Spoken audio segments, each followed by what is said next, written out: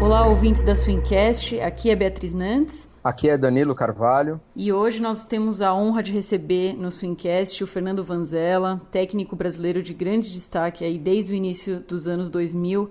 Vanzella, muito obrigada por receber a gente hoje. Olá, Bia. Olá, Danilo. É um prazer aqui estar com vocês nesse canal que vocês estão desenvolvendo muito bacana aí para falar de natação, falar das pessoas. Estamos batendo um papo hoje, vai ser bem bacana. Bom, o Vanzella tem uma vasta experiência aí, né? O primeiro atleta dele classificado para as Olimpíadas foi o Lucas Salata, em 2004, nas Olimpíadas de Atenas. Desde então, o Vanzella participou de 3 Olimpíadas presencialmente, né? Esteve em Pequim 2008, Londres 2012 e no Rio 2016. Além disso, esteve em 3 Jogos Pan-Americanos e diversas edições de campeonatos mundiais, participando desde 2007 em Melbourne, né? Ele foi nadador, chegou a ser recordista paulista juvenil de 50 livre, um tema que a gente vai conversar aqui.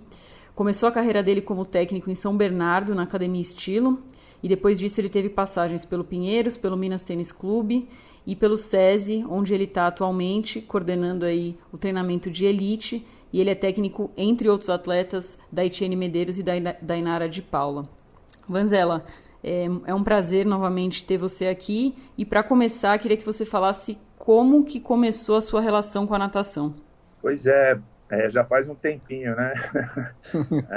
A gente teve um primeiro contato. Eu sempre fui um garoto, assim, gostei muito de esportes, né? Eu acho que desde pequeno minha mãe viu no esporte, para mim, uma forma de canalizar minha energia, que era muito grande dentro de casa. Eu não parava um minuto e aí o primeiro contato meu com o esporte, em si, não necessariamente com a natação, eu era garotinho, não lembro direito a idade, mas ela me colocou num curso esportivo que tinha aqui em São Bernardo, no clube da Volks, que hoje já não existe mais esse clube.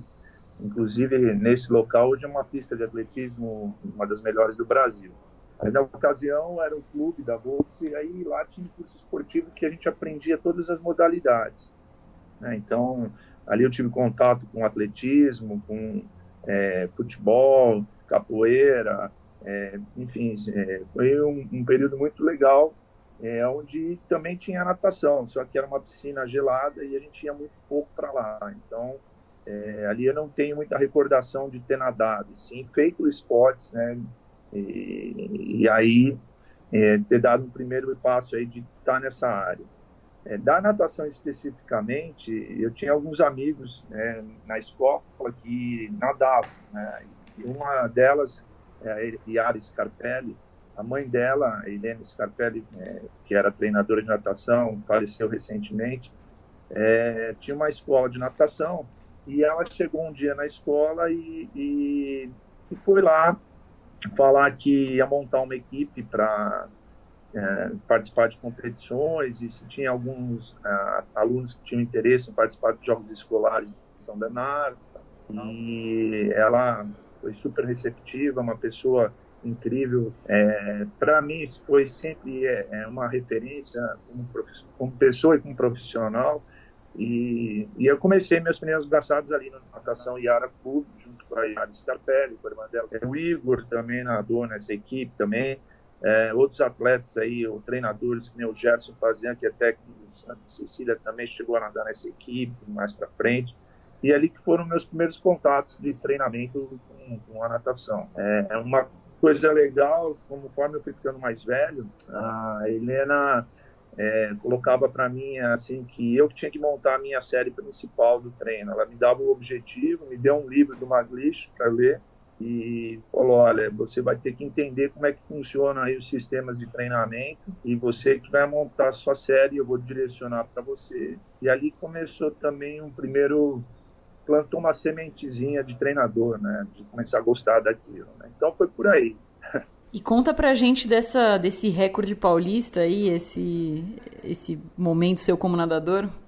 Bom, é um pouco diferente do que é hoje, né? São Bernardo não tem muitas piscinas. As piscinas que na época tinham eram algumas públicas, da academia também da Helena, A piscina lá, para você ter uma ideia, tinha 15 metros, então a gente treinava uma piscina pequena, era aquecida, mas eu lembro na época que quando a gente ia para alguma competição, uma das dúvidas que a gente tinha é se a piscina da competição era aquecida ou não, né? Então hoje a gente nem pensa nisso, né? Como treinador, como atleta, enfim, já faz parte de todo esse crescimento da natação nesses anos. E eu lembro que eu me destacava muito nas provas de velocidade, de 50 metros, arriscava até uns 200, mas era mais nos 50 e eu não tinha muita estratégia não, caía na água, queria nadar rápido, né? E foi num torneio, né? A prova de 50 livre não era muito ainda popular, né? As provas eram mais de 100 metros em diante, e aí numa competição regional mesmo, eu nadei uns 50 livre. Te confesso aí que eu nem lembro o tempo direito, foi na casa, acho que uns 24,9, 25, alguma coisa assim. E nem sabia que era recorde paulista. Depois de um tempo é que a Helena chegou para mim e me informou, falou, poxa, aquele tempo que você fez, a gente constatou que foi um recorde paulista da categoria juvenil.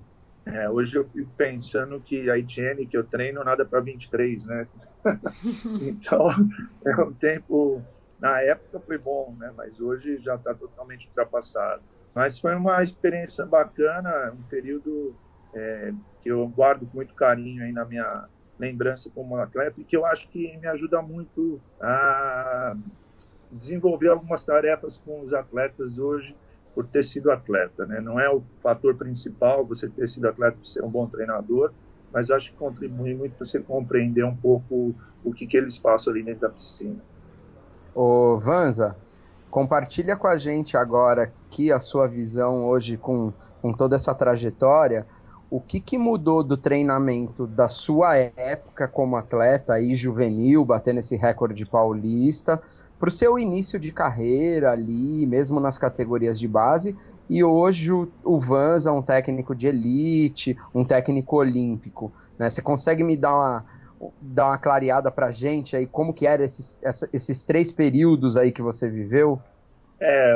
Na época que eu nadava, eu tive, como eu falei, uma treinadora que, nossa, ela pensava fora da caixa, era uma pessoa sensacional e ela já tinha uma visão de que volume de treino não era o principal, a gente não tinha, assim, uma quantidade maior do que tem hoje de treinamento, mas ela preservava muito a parte técnica, a parte da execução do treinamento, né? Então, ali, nessa época, a gente tinha muitos treinadores trabalhando volumes muito altos, mesmo nas categorias de base.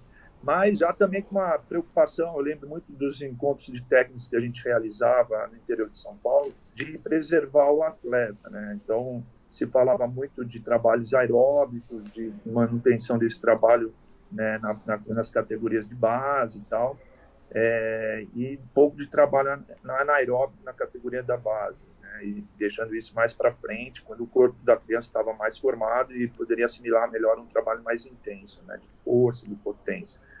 Então, isso já tinha ali há 30 anos atrás, já isso 40 anos, 30 anos atrás, já se pensava, né?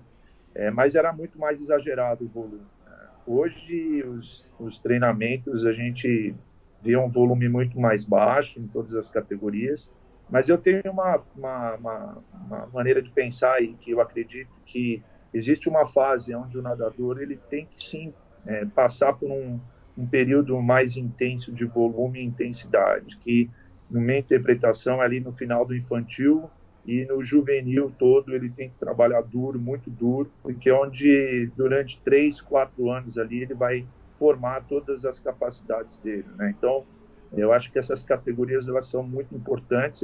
A criança, o adolescente ainda está em crescimento, estão desenvolvendo, mas ele já pode ter um volume um pouco maior tanto de treino de intensidade, né? Acho que mudou muita coisa. A gente teve a entrada em 2002, eu lembro muito bem, quando um estoniano veio para o Brasil a convite da Confederação trabalhar com a biomecânica, e esse cara deu os primeiros passos da biomecânica no Brasil, onde inclusive o Paulo César Marinho, o PC, ele esteve presente em todas as palestras, e dali ele começou a desenvolver o mestrado, o doutorado dele, e sim, engajou com a seleção brasileira e foi o nosso biomecânico por muitos anos. E a biomecânica trouxe para nós uma visão, acho, muito mais aprofundada do que a natação, né? É difícil hoje você trabalhar no alto rendimento se você não consegue avaliar o atleta na parte da biomecânica mais aprofundado, né? Então, com o trabalho de análise de força, o trabalho de técnica, a parte cinemática de competição, onde você vai avaliar dados que no olho nu você não consegue enxergar, e a partir daí você tomar decisões em relação ao que você vai fazer no seu treinamento. Então, isso ajudou muito a gente a entender o que acontece com nossos atletas dentro da competição, e com isso a gente consegue organizar melhor os treinamentos, e daí um dos motivos que você talvez não precise de um volume tão grande, e às vezes você precisa ajustar mais uma saída, um nado submerso, ou uma técnica de nado, né? Então, eu acho que eu fui bem... tentei abranger todos esses 3 pontos que você pediu, né? Mas acho que se a gente ficar falando aqui, tem muita coisa aí para falar de treinamento, né? Então, acho que é um pouco disso, né? Fiquei claro aí? Foi claro, Danilo? Não, sensacional. Mas assim, vou te perguntar aqui, ó, o Vanza lá da época do Pinheiros, ali, vai do infanto juvenil, ali quando você estava já subindo algumas categorias, para o Vanza de hoje. Me conta aí uma coisa que você fazia, que você hoje não faz mais nem a pau, e uma coisa que você fazia e que você continua seguindo, fazendo, tipo uma série, pode ser, um exemplo qualquer aí, o que você achar interessante. Olha, Danilo, na verdade, você falou do Pinheiros, eu lembrei de uma coisa que para mim foi um divisor de águas lá, né?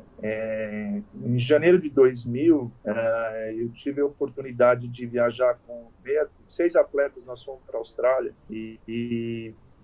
a gente ficou um mês fazendo um camp lá. Eu, a partir dali, virei fã de fazer intercâmbio internacional e poder visualizar presencialmente o que acontece em grandes centros de treinamento, né? De lá eu tive a oportunidade de ver outros lugares nos Estados Unidos, na Holanda, no Japão, como esse pessoal treina, de como é que esse pessoal pensa na formação, no desenvolvimento, até o alto rendimento, né? Então, esse período do Pinheiros, para mim, foi muito importante. Até ali, eu me preocupava muito até em dar treino, eu pensava em bolar um bom treino e fazer o treino ser o melhor ali e tal. Da Austrália, eu fiquei muito impressionado, isso para mim acho que foi um divisor de água, o cuidado com que eles têm em relação ao atleta, né?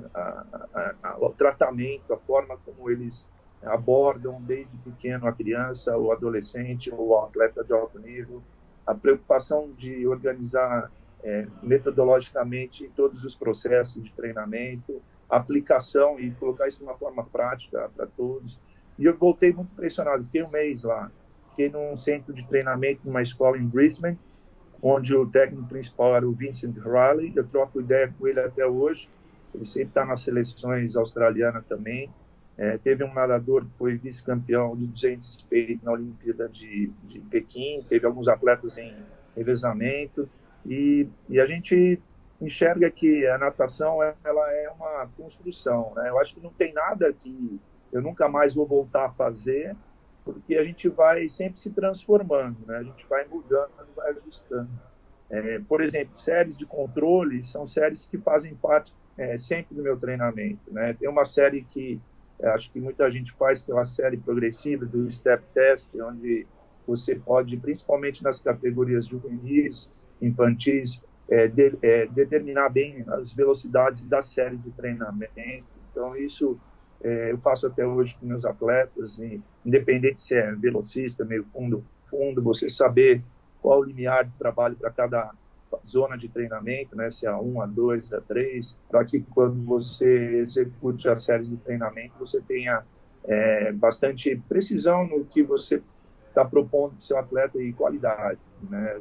Com isso, o atleta rende bem e aí a motivação dele cresce e aí é o que vai mandar ele vir bem de outro dia motivado, né? Então, esse tipo de controle eu mantenho bem. E eu estou tentando lembrar aqui alguma série que nem você falou aí, que talvez eu nunca mais desse, né? Eu acho que, não sei, eu sempre procurei controlar muito bem o treino e, assim, não me arrependo de ter feito nas séries que eu fiz, inclusive 100 de 100, ou então que eu aprendi lá com o Gustavo Borges no Pinheiros, que ele chegou uma vez com essa ideia lá para a equipe, lá o Albertinho era o técnico dele já, e a gente incorporou naqueles dias de treino, então mesmo para um velocista, em alguns momentos, como uma forma de resiliência, de trabalho duro, de sair mentalmente mais forte, mesmo sabendo que é uma série que talvez ele não utilize para o sistema dele de competição, mas é uma série que talvez mentalmente ele saia mais fortalecido, né? Então, acho que é por aí. Não sei se eu consegui te responder. Mas o que eu entendi aí com você foi que essa mudança de não só como aplicar o treino fisiologicamente, mas sim como organizar isso, como tratar os atletas emocionalmente, na parte da motivação. Eu sei que você tem um trato muito próximo com seus atletas, né? E eu vejo que você acredita muito ali em saber tirar do atleta, ele entender muito bem, né? Trabalhar de uma forma bem inteligente, né? Gosto bastante disso.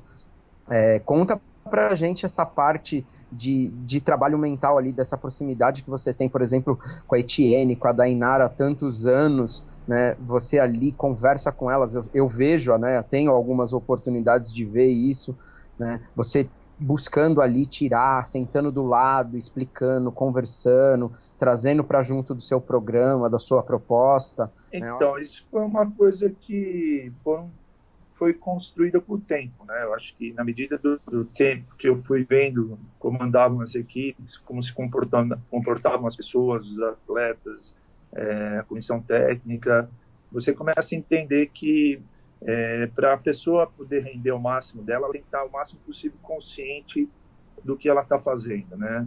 A gente tem que estimular ela quando estiver fazendo um treino, fazendo uma competição, ela está o máximo possível presente naquilo que ela está executando. Isso faz com que alguns sistemas do nosso organismo se estimulem mais a você fortalecer o aprendizado, a conversa, o diálogo, a troca de ideias entre técnico e atleta, ele passa a ser muito importante, mas ele é muito individual também. A minha relação com a Etienne é uma, a minha relação com a Dainara é outra, a minha relação na época com o Thiago Pereira era outra, com o Salata era outra, porque cada um é um ser humano diferente. Mas o importante é você tentar estimular isso, que eles consigam realizar da melhor forma possível, conscientemente, aquilo que eles estão trabalhando, né? Uma execução do educativo. E para isso eu gosto muito de usar uma estratégia de montar minha periodização de treinamento e sentar com o atleta e apresentar para ele a minha ideia do que vai acontecer dentro da temporada, né? Então, quantas semanas nós temos para a principal competição, que período nós vamos trabalhar mais força, qual período nós vamos trabalhar mais resistência, quais são as competições preparatórias que nós vamos ter, o que a gente vai esperar dessas competições. E essa discussão é uma discussão que não fica numa só reunião, né? Ela começa ali e a gente vai moldando e vai aprimorando. Eu lembro muito bem numa viagem que a gente estava em Portugal, num centro de treinamento lá em Rio Maior, e aí terminou o jantar, eu comecei a trocar uma ideia com a Etienne em relação à programação, e quando nós olhamos, a gente ficou 4 horas conversando sobre treinamentos, sobre o que ia acontecer, como é que ia ser. Foi 2014 isso. E foi um ano muito intenso, a gente viajou bastante, teve uma oportunidade boa de trabalho, de clínicas, de viagens internacionais, competições, e coincidência ou não, no final do ano ela bateu o recorde mundial, né? Então, foi uma coisa que nós não planejamos de uma forma que vamos chegar lá no final do ano e bater o recorde, mas a gente foi construindo ideias e fomos colocando isso para acontecer, né?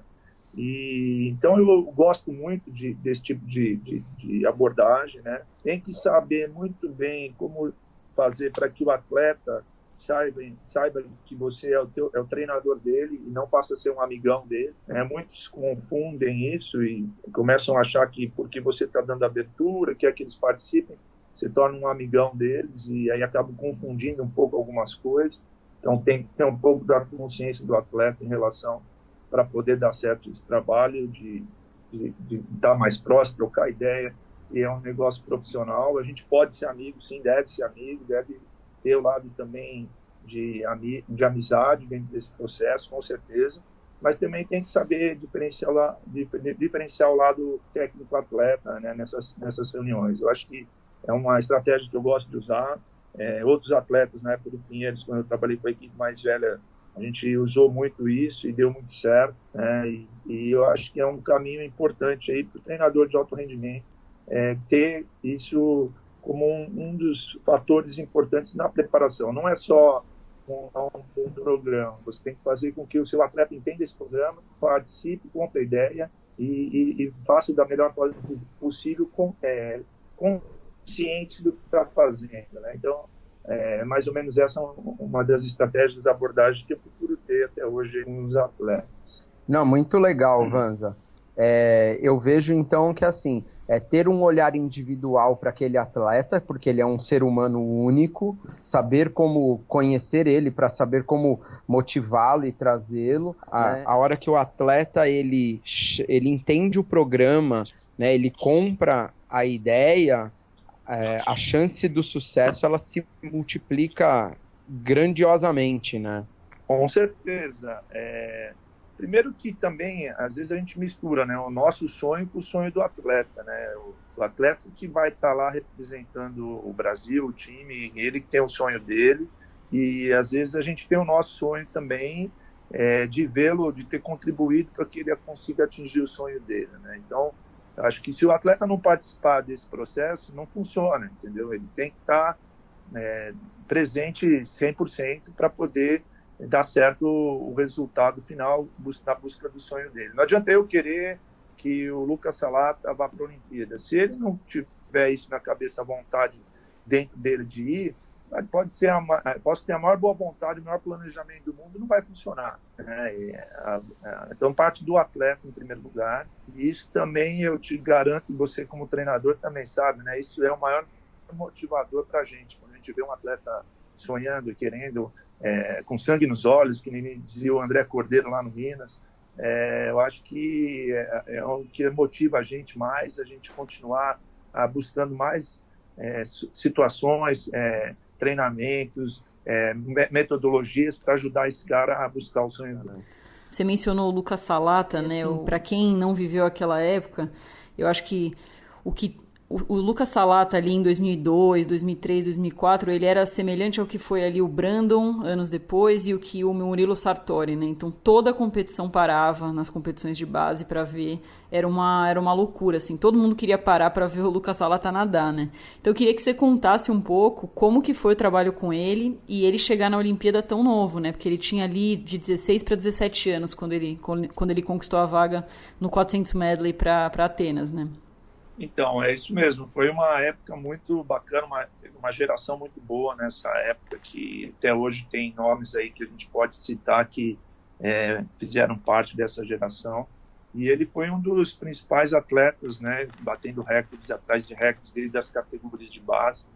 E com ele eu comecei o trabalho, ele já era juvenil 1, eu era técnico do juvenil no Pinheiros.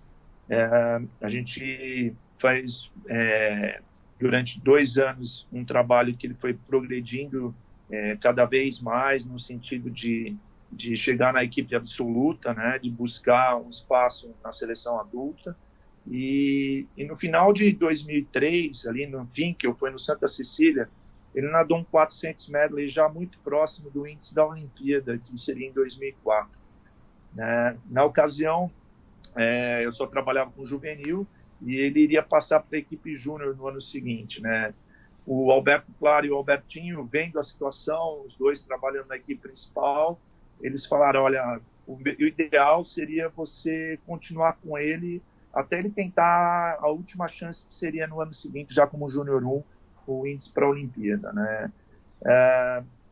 Por uma questão de estruturação do Pinheiros, reestruturação, o Albertão saiu e aí acabou que o Albertinho me fez proposta para assumir junto com ele ali a equipe de meio fundo na equipe principal. E o Salata, novinho ainda, né, como Júnior 1, ele acabou fazendo o índice para os Jogos Olímpicos, foi no Júlio de la Mare a competição, lá no Parque Aquático, no 400 medley, e eu lembro até hoje como esse garoto tinha um potencial incrível e um talento sensacional, né? Ele tinha uma treinabilidade muito boa, era muito fácil dar treino para ele, né? Era prazeroso, porque tudo que você propunha ele fazia com uma qualidade muito elevada, né? E tanto que foi um dos melhores nadadores de todas as gerações, como você falou aí, nessa década aí de 90 e pouco, 2000 e pouco, 2004, acho que foi, né? Na Olimpíada 2004. Ele, então, acho que se bobear, os recordes deles estão sendo batidos só agora, né? Depois de muito tempo, né? Alguns já um pouco antes, mas é um garoto que foi especial. Então, eu lembro muito bem desses treinos, me ajudou muito no processo de chegar a uma equipe adulta. Eu nunca fui um cara que almejei estar numa equipe adulta, ser chefe de equipe no Pinheiros, mesmo na época que eu trabalhava com as categorias de base no Pinheiros, isso não me passava pela cabeça. Eu gostava muito de fazer o que eu estava fazendo naquele momento, e as coisas foram acontecendo naturalmente, né?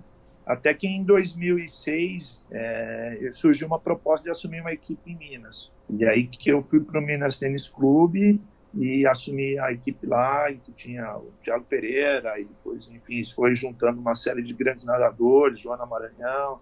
Foi onde eu comecei o trabalho com a Dainara, com a Giba.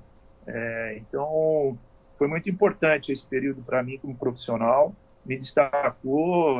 Então, a gente vê a importância também para o treinador de um atleta de qualidade e talento, né? Quando a gente tem um atleta desse na mão, a gente conseguindo desenvolver um bom trabalho, respeitando bem todos os processos, a gente acaba tendo um destaque, né? Uma consequência, né? Então, foi um pouco disso esse período do Salata. Tenho, assim, grandes recordações desse momento. E a gente estava conversando antes, você comentou que montou todo o planejamento dele, né, altitude, tudo até chegar em Atenas, mas a sua primeira Olimpíada presencialmente foi Pequim, já nesse momento em que você estava no Minas, com todos esses nomes que você citou. Conta pra gente como é que foi essa emoção de entrar ali na Vila Olímpica, de chegar em Pequim e estar numa Olimpíada, né? Eu acho que, como qualquer atleta, qualquer treinador que trabalha no alto rendimento tem esse sonho, né, de você poder fazer parte, representar teu país dentro de um campeonato tão importante como um campeonato olímpico, uns Jogos Olímpicos, como um campeonato mundial. Você saber que você está ali representando muitos outros treinadores, muitos outros cidadãos do Brasil, né?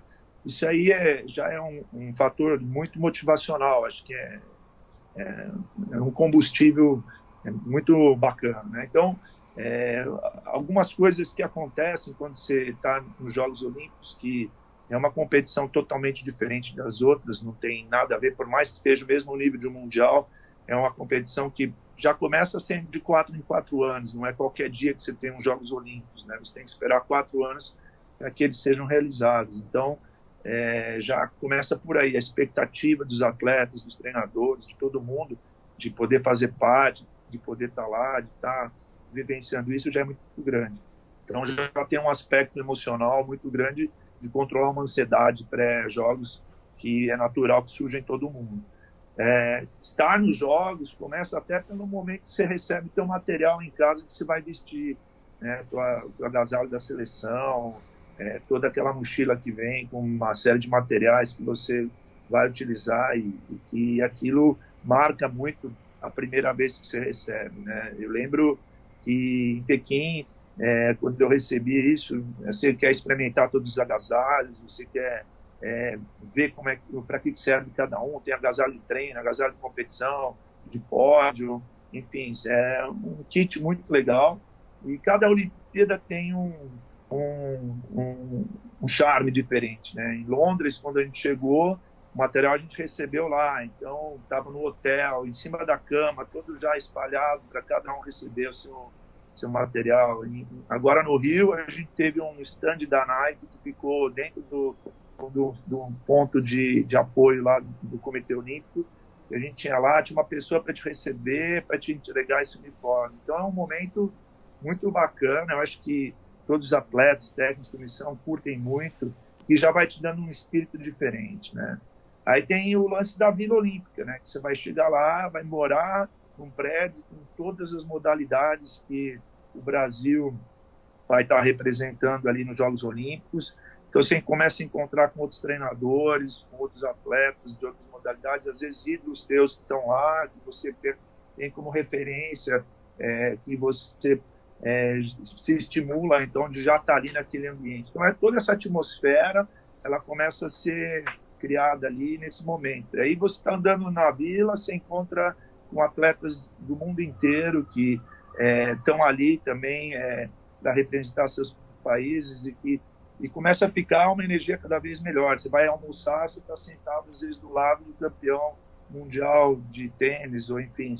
E essa energia toda ela é contagiante e ela também é difícil de se administrar, porque o atleta muitas vezes ele acaba se perdendo, né? Existem cada vez mais momentos comerciais que são dentro do processo, que são presentes, né? Por exemplo, uma empresa de fone de ouvido falou que cada um que tivesse o crachá de atleta ou de treinador podia ir até a casa onde ela tinha lá uma base e ganharia um fone de ouvido. Isso fora da vila, né? Então, se você começar a entrar nessa pilha, você começa a se perder, o teu foco começa a fugir um pouco daquilo que você foi fazer lá.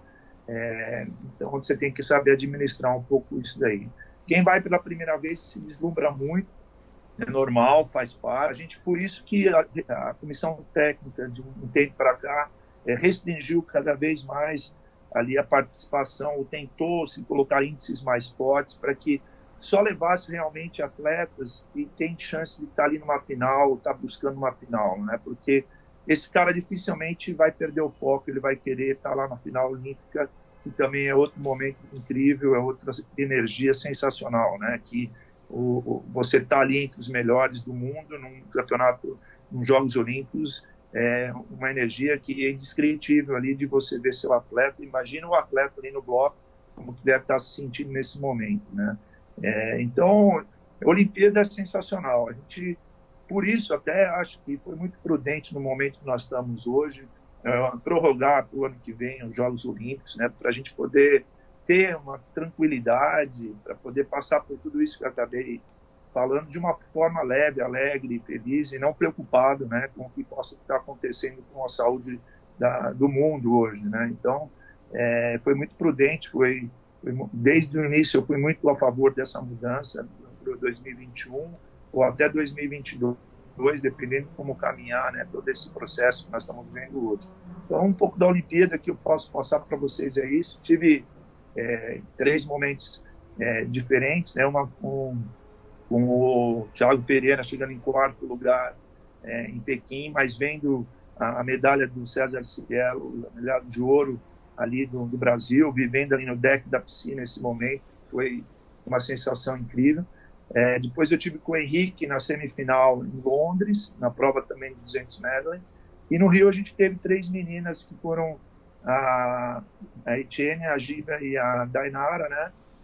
Todas nadando muito bem, seus tempos individuais, e a Etienne conseguindo fazer a final olímpica ali no 50 livre, resgatando um pouco da natação feminina, que infelizmente a gente ainda não consegue ter o mesmo da natação masculina, os mesmos resultados. Você mencionou a Etienne, né? Tem uma imagem bem bonita que eu lembro do Rio 2016, estava ali na arquibancada, no momento que ela pega a final, que ela te abraça, assim, que ela vai até você e vocês se abraçam pela primeira vez. Imagino que seja algo que vocês sonharam juntos por muito tempo, né?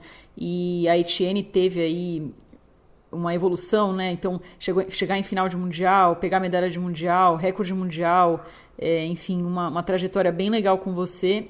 E no Rio, ela acabou não nadando tão bem o 100 costas e voltou para o 50 livre, nadou bem pra caramba, fez aquela prova incrível na semifinal, pegou a final e nadou ali, né? Conta pra gente como é que foi isso durante a Olimpíada, esse crescimento dela ali de conseguir superar uma prova que não foi tão boa e o 50 livre que foi incrível. A Tiene é uma atleta sensacional, tanto como pessoa como profissional.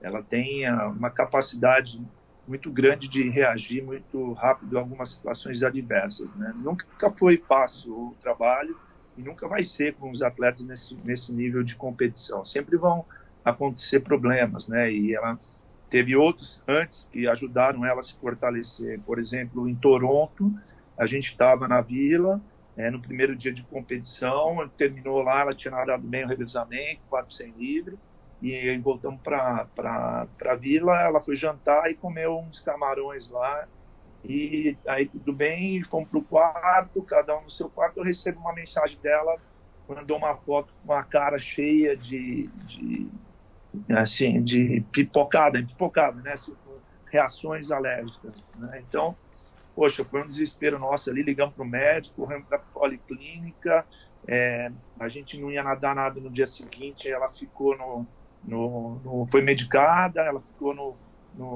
na vila, a gente tentou não deixar isso transparecer para a equipe, para não influenciar ninguém, ela foi se recuperando e tal, e 2 dias depois ela ganhou a primeira medalha de ouro em Pan-Americano em prova individual da natação feminina do Brasil, né? Foi na prova de 100 costas. Então, poxa, em tão pouco tempo, ela conseguiu se recuperar tão rápido e muito interessante que dentro do processo, ela sempre se manteve muito tranquila, muito calma, e acho que é um dos pontos fortes dela, de poder racionalizar em momentos onde a gente tem pressão, né? Então, isso foi um episódio que aconteceu no PAN, poucas pessoas sabem, né? Mas deu muita força para ela também, para quando a gente chegou na Olimpíada, e que ela não nadou bem o primeiro dia. No primeiro dia, ela ficou muito fora da prova dela, né? Sem costas, ela acabou se distraindo muito, olhando o público, olhando outras coisas e não conseguiu executar aquilo que a gente tinha treinado.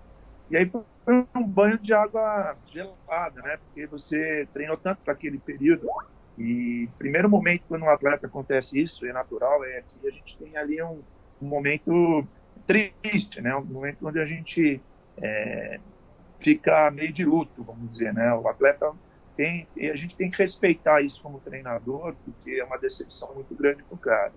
Então, no primeiro dia foi um pouco isso. A gente viveu esse luto aí, não ficamos se lamentando, mas todo mundo triste, né, com o que estava acontecendo e tentando já começar a achar algumas alternativas. A gente já tinha programado, como foi no Rio de Janeiro os Jogos Olímpicos, a gente teve a possibilidade, já antecipadamente, de pontuar alguns dias que a gente podia ter a psicóloga dela dentro da vila. E o COB proporcionou isso para a gente e casou de, no dia seguinte, como ela não tinha prova, aí ela teve um encontro com a psicóloga dela lá, que ajudou muito nesse processo, né, de desenvolver a cabeça dela, porque ela tinha outras provas pela frente, que ela estava bem treinada, que ela podia dar outros bons resultados. E no dia seguinte ela teve o 100 livre, que foi uma prova boa, ela chegou à semifinal, já nadando com um tempo bacana, e aí aquilo deu uma motivação para ela, no 50 livre, que foi no último dia, chegar até a final. Então, foi uma construção dentro da própria competição, de resgatar a confiança dela, mas como eu te falei, ela tem uma qualidade muito grande nesse sentido, e isso a gente treina, né? Acho que treina vivendo, treina participando de competições preparatórias, treina errando e aí ajustando para as próximas etapas. E é muito gratificante quando você vê seu atleta terminar uma prova e vir te abraçar, né? Então, eu fico até emocionado agora, quem me conhece sabe que eu me emociono, e é isso. E mundial com ela, foram vários já. Conta um aí, alguma coisa especial, um mundial mais especial aí que vocês viveram. Bom, mundial, o primeiro mais assim, de impacto mesmo foi em 2014, Mundial de Doha, que ela bateu o recorde mundial. Ela estava muito, como eu falei, a gente teve um ano muito intenso de viagem, preparação, foi muito legal. Mas um episódio que me deixou muito, assim, foi muito legal, acho que foi Budapeste, quando ela ganha a primeira medalha dela em piscina longa, medalha de ouro, não a primeira medalha, né, mas a medalha de ouro que ela ganha. E a gente vinha de 2016, a gente pensa muito em 4 anos durante a periodização de treinamento, né? Um atleta quer muito estar na Olimpíada, quer fazer bem resultado na Olimpíada, isso gera uma expectativa enorme, um treinamento enorme, e é natural que depois dos Jogos Olímpicos exista uma queda de energia, para que ele não consegue manter esse mesmo ritmo no primeiros 6 meses depois dos Jogos Olímpicos, né? Então, sabendo disso, aí nossa ideia foi tirar um pouco o pé do acelerador até durante um ano. A ideia era, desde a Olimpíada de 2016 até o Mundial de Budapeste, não ter uma intensificação tão grande de treinamentos, a gente focar um pouco mais nas provas de velocidade mesmo. E então a gente foi para Budapeste, sabendo que a gente não estava assim na mesma forma desportiva que a gente estava em 2014, 2015, 2016. A gente deu uma aliviada, tanto que o carnaval dificilmente eu dou folga, e em 2017 ela teve folga o carnaval inteiro. Então a gente chegou em Budapeste sabendo que não estava assim fisicamente, talvez na melhor forma física, né? Melhor forma desportiva. E isso para mim me gerou uma certa incerteza. Eu fiquei um pouco mais inseguro do que podia vir pela frente, mas eu via nela assim uma tranquilidade muito grande, uma menina que estava feliz. Eu acho que essa é bem a palavra. Ela estava feliz por estar ali, feliz pelo que estava acontecendo, as coisas que vinham acontecendo. E a gente tem uma rotina dentro da competição que, quando a gente chega, a gente põe tudo horário, desde o início do aquecimento, que horas que a gente vai cair, tudo baseado na hora da prova dela. Que horas que a gente vai cair, geralmente chega 2 horas antes na piscina, como é que vai ser a primeira metade, a primeira meia hora é uma ativação fora da água, depois ela já tem toda essa rotina pré-estabelecida, a gente foi criando no decorrer desses anos de trabalho todo esse processo, né? Então tudo isso já está muito bem sedimentado no trabalho com ela, né? Então ela faz o aquecimento, a gente tem algumas estratégias de aquecimento que a gente utiliza em dias de competição, dias próxima à competição também, a gente tem algumas estratégias para ir gerando os ajustes finais, né? 2 dias antes, por exemplo, da principal prova, ela faz um tiro no caso foi 50 costas, ela fez um tiro de 50 costas 2 dias antes com traje, a gente filmou, analisou a prova, como se fosse já competição mesmo, e eu lembro que ela fez 28,0, 28,12, alguma coisa assim, e estava um pouco acima do que ela queria, ela saiu meio incomodada, e eu fui analisar a prova junto com o biomecânico na época, e a gente viu ali que no finalzinho da prova era o trechinho onde tinha que fazer uns ajustes finais na técnica, de ela poder finalizar melhor a prova, que o começo da prova já estava nos mesmos ritmos que ela vinha quando nadava para 27 mais baixo, né?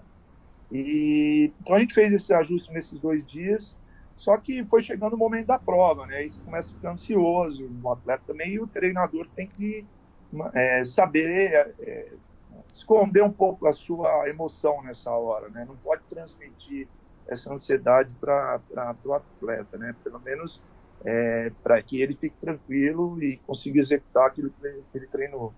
E a gente indo para o banco de controle, a gente sempre tem esse costume de ir junto do banco de controle no Mundial, e eu dei uma suspirada assim, sabe, quando você tira aquele peso um pouquinho. Ela virou para mim e falou assim, tá nervoso? Aí eu falei assim, poxa, que merda que eu fiz, né? Bem agora, na hora de entrar pro balizamento, eu tô passando a minha ansiedade para ela, né? Mas aí eu falei, tô ansioso, tô nervoso e tal. Ela virou para mim e falou assim, fica tranquilo. Aí eu falei, pô, tá bom. E ela foi pro balizamento e eu continuei nervoso, não fiquei tranquilo não. E fui assistir a prova, né? E ela entrou e fez uma puta de uma prova, foi o melhor tempo até hoje dela, ganhou o Mundial. E então aí você vê o quanto é importante você preparar o teu atleta antecipadamente, né? Não é só ali para aquele momento, né? Você tem que fazer com que ele cresça, não só tecnicamente, mas também emocionalmente, também intelectualmente, ele tem que estar preparado para chegar nesse nível que hoje tem o Etienne. E é por isso que são poucos que chegam, né? Nem todo mundo entende ou também tem a capacidade de desenvolver esse potencial de um grande atleta. Então, foi um pouquinho daí do Mundial de Budapeste, um pouco dessa energia que a gente viveu lá, tentei transmitir aí para a gente. Foi bem emocionante mesmo, eu tive a oportunidade de estar nesse Mundial com a Carol Moncorvo, a gente estava cobrindo pela YesWin, e foi muito emocionante ver o hino brasileiro, né, um país que gosta muito de natação, né, então Budapeste foi um Mundial bem caloroso, assim, então foi um momento especial. E aproveitando, Vanza, você mencionou, a gente contou aí histórias da Etienne, Acho que vale a gente mencionar Henrique Rodrigues e a Giba, né? A Jéssica Cavalheiro. Também tive a oportunidade de entrevistá-la já. E ela sempre falou assim do quão importante você foi para a carreira dela no Minas e depois num projeto separado que vocês tiveram. Conta um pouquinho pra gente como é que foi esse trabalho com os dois. Então, foi um momento que eu vivi um pouco fora dos clubes, né? Eu acho que foi interessante. Quando eu saí do Minas, eu fiquei um período, uns 3 meses sem trabalhar com nenhum atleta. Foi um momento para mim mentalmente difícil, porque você vem em uma ascensão grande e de repente você tem que dar um break, mas conforme o tempo foi passando, eu fui vendo que foi muito importante ali para eu dar uma respirada e dar uma analisada o que eu queria com a natação dali para frente, né? E aí a Giba treinava comigo em Minas e falava para mim assim, eu quero continuar treinando com você, eu quero continuar treinando com você. E a gente falou, poxa, mas vamos ver como é que vai ser 2012, como é que vão ser as oportunidades de trabalho. E aí o Henrique tinha um projeto dele em Curitiba, na época ele estava com o pai dele dando uma assessoria para ele num projeto incentivado lá, e conseguiu montar um projeto para ele treinar em Curitiba e me convidou para assumir esse projeto junto com ele e desenvolver o trabalho com o Henrique para as Olimpíadas de Londres, né? Então foi um momento diferente para mim, que eu treinei só 2 atletas, né? Os 2 competiam, na época foi pelo Fluminense, mas eu não tinha clube, eu tinha liberdade para desenvolver meu trabalho da forma que eu queria, sem nenhum chefe direto, sem nenhuma instituição me dando um suporte, mas ao mesmo tempo eu tinha autonomia para desenvolver o trabalho, né? Então, lógico que eu contei com o apoio muito de algumas pessoas para desenvolver isso. O pai do Henrique foi um cara sensacional nesse momento, aí ajudou bastante com esse projeto.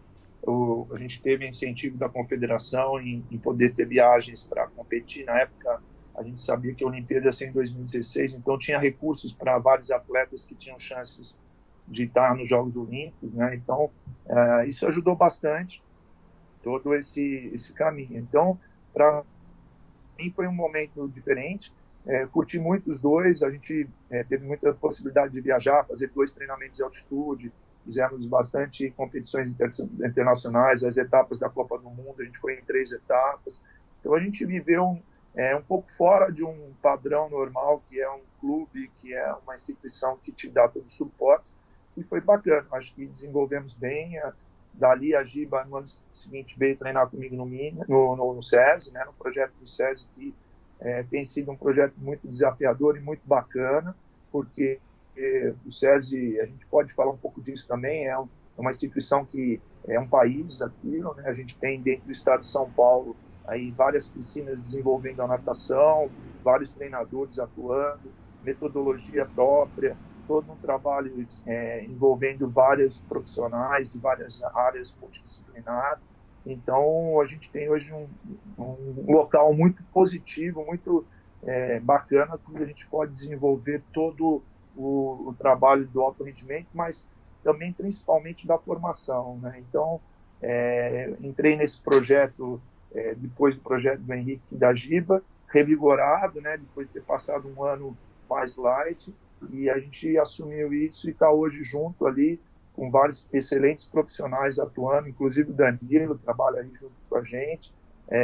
Ali ele está hoje em Aí Carvalho, que é São Bernardo, nós temos Sertãozinho lá do Berlim, tem várias outras cidades que vêm desenvolvendo excelente trabalho de formação e de desenvolvimento da natação, né? Acho que a gente ganhou muito com esse projeto do SESI nesses últimos 10 anos, que a natação... Eu estou aos meus 8º ano lá, mas a natação já vem sendo desenvolvida lá há mais tempo, né? O rendimento, primeiro com o Nilson, trabalhei com o Pocente um período lá também, depois o Pocente acabou saindo, mas a gente hoje trocou com o Carlão. Então, uma coisa bem legal é que a gente pode ter, e para mim foi sempre, até aproveitando, muito importante, eu acho que é a gente ter essas referências de excelentes treinadores trabalhando junto, né? Então, eu tive isso no Pinheiros, com o Albertinho, com o Ari, é outro cara que faz um trabalho excepcional com seus atletas, é um cara que sonha e tem um carinho muito grande pela natação de alto rendimento. Então, são pessoas que a gente admira muito dentro do processo e que a gente quer bem, quer que eles sempre tendo bastante sucesso no trabalho. É isso. Legal, Vanza. Como eu até posso falar do SESI um pouco também, né? Porque a gente é companheiro aí, né? Não está na mesma unidade, mas já você está indo para 8, eu estou completando 7 anos agora em abril já de SESI também. É um baita projeto, e aí agora com o novo centro, né, de referência da elite da natação do SESI, que saiu da Vila Leopoldina e foi para São Bernardo, você meio que voltou para casa, né? E lá a estrutura de São Bernardo tá maravilhosa, você tá ali na sua origem, na sua cidade natal, você mora ali, né? Como que tá sendo isso para a natação ali de São Bernardo também? Para mim foi muito bom, porque, poxa, sempre morei em São Bernardo, né? Então não foi uma coisa que foi proposital, foi uma coisa que aconteceu, a piscina foi sendo reformada e foi sendo foi cada vez ficando mais interessante o espaço, e a direção do SESI quis trazer a natação para São Bernardo, ocupar esse espaço que ficou realmente muito bom.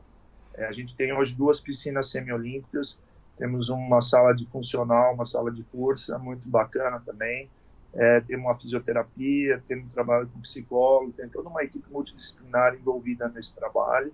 É um grupo de profissionais muito positivo, muito motivado em estar ali com a gente. Esse ano somou a chegada de alguns treinadores que também trabalhavam na Leopoldina, o Ricardinho veio trabalhar com a gente, veio também do interior lá o Luiz, já tinha o Balan também trabalhando com a gente. A gente tem agora a chegada do Sabiá para as categorias de base. Então montou-se um time técnico muito interessante ali, o Carlão junto comigo na equipe principal, com o Brando e com alguns atletas júniores que estão em desenvolvimento num patamar muito bom também. Então está um clima muito positivo esse ano lá. A gente começou o ano bem cedo, né, porque era um ano olímpico, e já a primeira dificuldade que a gente teve, na verdade, foi mais o ano passado de adaptação de todos, né, porque você sai de São Paulo e para São Bernardo, apesar de ser próximo de São Paulo, não é São Paulo, né, você tem que fazer uma mudança, mas isso durante o ano a gente foi se ajustando. E esse ano agora a gente está num trabalho bem otimista aí, né, com todo esse grupo de todas as categorias, né, tá bem bacana. Chegou também o preparador físico novo, Giovanni, que era o preparador físico lá de Americana, trabalhava com o Sartori, agora está trabalhando aqui com a gente. Então o time está bem redondinho, a gente tem uma expectativa muito positiva de ser um ano muito bom. Vamos depender aí de todo esse lance que a gente está vivendo, quando é que a gente vai poder voltar, essas incertezas, que é de todo mundo, aí não é só nossa, né? Mas a gente está muito bem ali, graças a Deus, muito bem amparado ali no SESI São Bernardo. Não, muito legal, Vanza. Ali ainda, junto com você, né, que eu vejo um trabalho que te apoia muito, é o da Adriele ali também, né? A Adri que manda muito bem, já tive a oportunidade de conversar um pouquinho com ela. E assim, Vanza, a gente já está meio que encerrando aqui, a gente já está em mais ou menos 1 hora já nessa conversa que duraria 4, 5 se a gente deixar, né? Tá legal demais. Você com toda essa sua experiência, essa bagagem, deixa um recado para os nossos ouvintes aí, para essa galera, tanto jovem quanto os adolescentes, a galera de adulto, treinador, porque tem gente de todo tipo ouvindo a gente, tem pai pra caramba, né? Deixa um recado aí, né, para essa turma. Primeiro eu quero agradecer vocês aí pelo convite, falar que é muito bacana, a gente se sente muito valorizado quando existe esse tipo de coisa, né? Eu acho que contar um pouco do que a gente viveu, aquilo que a gente teve de experiência. A gente não tem essa memória no Brasil, né? A gente vê muitas pessoas boas fazendo bons trabalhos e acaba morrendo, e isso não é dividido com as outras pessoas que estão chegando, né? Então, uma das coisas que é muito importante nesse trabalho que vocês estão desenvolvendo, você e a Bia, é a gente poder resgatar um pouco a história, né, do que acontece, daquilo que a gente viveu e que pode servir de modelo, exemplo, até de fazer ou de não fazer para um próximo atleta ou para um próximo treinador, né? Então, parabéns primeiro para vocês aí pelo trabalho. muito sucesso aí. Eu acho que isso é uma tendência, a gente ter tudo isso online, né, cada vez mais, ainda mais nos momentos que a gente está vivendo hoje. Então, fiquei muito feliz aí com o convite. E uma das coisas que talvez eu possa deixar, né, pela experiência, para que as pessoas pensem aí, né, não gosto de dar conselho, mas pelo que eu senti nesses anos todos que eu vivi e tal, é que não tem que ter pressa, né, tem que ter persistência. A natação é um esporte que demora anos para você atingir uma excelência, nem todos chegam lá, mas uma das características importantes é você ser resiliente, você ter a capacidade de entender que as coisas não são sempre do jeito que você planeja, você tem que ter flexibilidade. Então, que as pessoas pensem um pouco nisso, né? Continuem sonhando, determinadas, motivadas, mas que tem que ter paciência, porque não é um processo que acontece da noite para o dia, né? Demanda anos e você tem que ter boas oportunidades, né? Você tem que ser inteligente também para saber enxergar as oportunidades e poder abraçar no momento certo. Então, acho que se eu puder deixar alguma coisa, acho que é isso.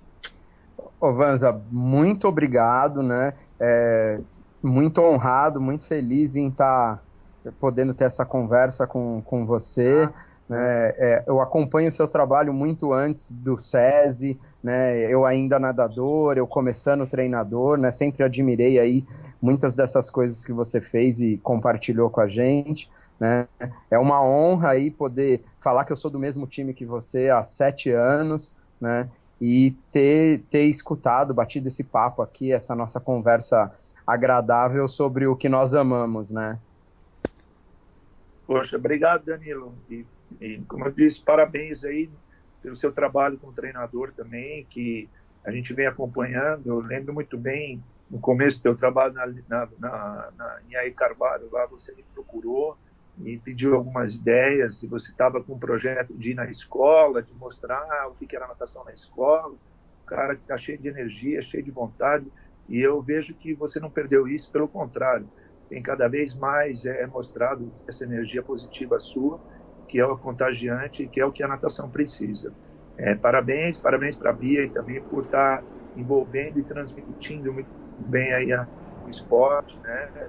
Você citou várias vezes aí, durante vários momentos da minha carreira, você esteve presente, transmitindo, falando, mostrando, né? Então, acho que é por aí que a gente vai formando uma família da natação e cada vez melhor, cada vez mais saudável.